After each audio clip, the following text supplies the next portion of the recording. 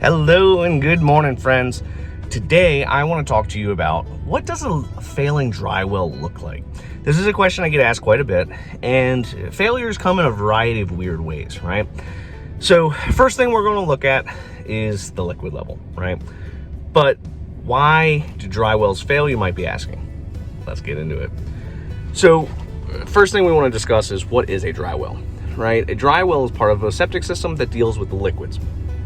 In this system, right, most septic systems, at least in our area, are going to have two parts: the tank and the absorption system. Now, the tank is just a concrete box, right? There's nothing really fancy or special about it.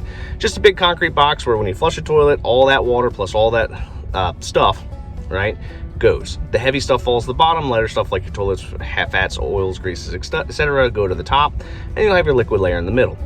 So the tank captures all of the solids, but you got to deal with that liquid somehow, right? So if you put 10 gallons in, 10 gallons has got to go somewhere. Nowadays, we use what are called drain fields. But back in the day, right, before 1980s, it would be what's called a pit or a dry well or a seepage pit. There's a variety of names for it, but we're all talking the same language. So this particular property has a seepage pit or a dry well. And the problem is that it's overfull.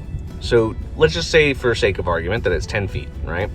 So if you build a dry well, it'll be 10 feet deep, 8 feet in diameter, and they're going to dry stack cinder block in a big circle, right? It's a big cylinder. Then they're going to backfill behind that cinder block with stone. Generally, it'll be number 2 limestone. Sometimes it'll be like this river rock, right? From there, they'll put a very large 4-inch thick lid right on top. And then they'll put like a little observation standpipe so you can look at the liquid levels moving forward. So as dry wells age, they're going to start to hold a little bit of water. And you might be asking yourself, well, why? Why do they hold water? That's because the little bit of solids that work their way from the tank will work their way into the pit. And the term we use for that's called biomass. It's really, really sticky tar-like substance, right?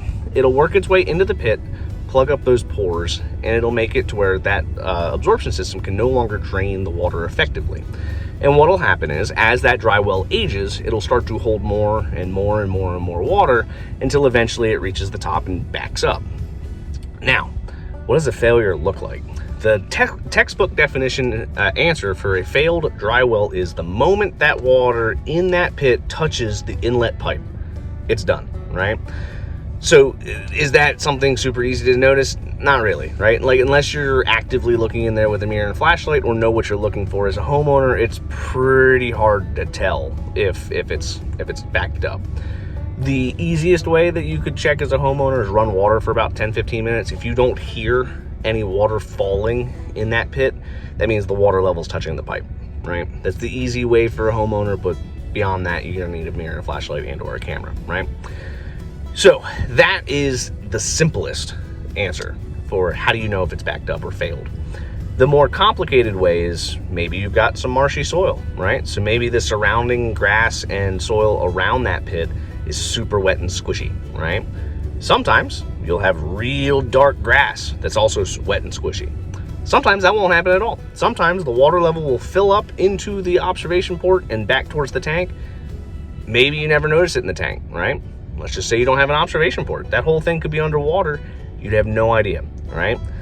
Sometimes they fail by backing all the way up into the tank and touching the inlet in the tank. If the inlet is touched by water in any of the components, that's called a backup, right?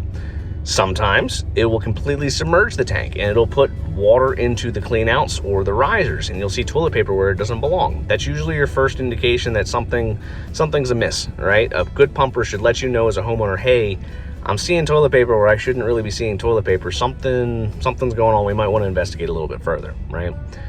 That's usually not as common. You're more likely to notice when you pump the tank that water's coming back into the tank. If you ignore that long enough, then it'll start to submerge the riser or the clean out. So for this particular property, the pit's already full, right? So we've already got a problem. We already know that. But you run water into the tank, doesn't back up. So they have no idea that they have a problem. Well, what's happening is it's actually doing what's called a bleed out, right? That's where it's partially surfacing. And the reason why is there's a hill, right? So there's a good hill on this property, and the low edge of the pit is where it's really wet and marshy. Let's go ahead and take a look at that real quick and see what we're working with. Alrighty, so this is going to be our dry well that we're looking at in question, right? So we can see here that the soil's a little bit wet and a little bit marshy on the low edge. But how we can tell that we've got a problem is if we look inside of here, we can see once the flashlight warms up a little bit that the dry well is actually full of water. All right, so we can see here that it's come up and into the clean out, and we can see some staining on the inside of that that clean out where that water level's been in the past. So that's going to be what a dry well looks like when it's no longer functioning correctly. All right, so now we know what this dry well looks like. So the next question is, what do we do about this, right? So whenever you have a dry well that's no longer draining correctly, the technical answer is it's time to replace it, right? Once it's full like that, you're game over, you're done. Now there are some experimental options that you could consider, right? Drain fields are expensive, right? It's basically buying a small used car nowadays. Nobody wants to do that. So a couple of experimental things that you could consider doing but are not recognized, at least in our state, as proper repairs. You could try pumping it down, right? Pump down the dry well and spray it with an enzyme solution. Now, the problem with this is that while that biomat's wet, it's really, really impermeable and it's not really going anywhere. So if you're going to do that, you need to make sure you pump it down and have something else, maybe a second drain field, second dry well, or something else for it to go into while you let that enzyme have time to break down those solids so that way you can eventually get some restoration out of it, right?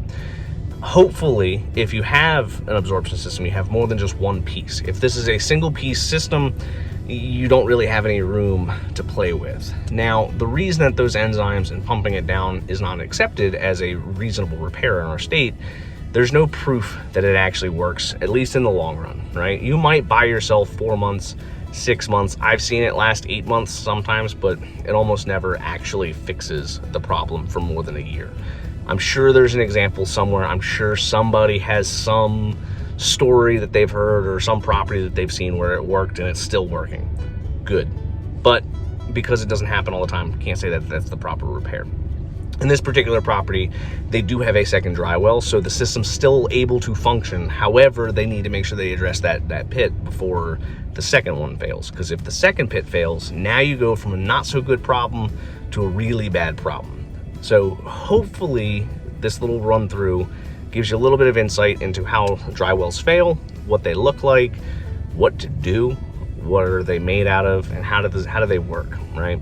If you enjoy content like this, please hit that like button and subscribe, as I have more videos posted every day on the world of well and septic. If there's an area of conversation or a topic you want me to cover, make sure you leave a comment below. I try to get to all of them as quick as I can. Till next time, guys.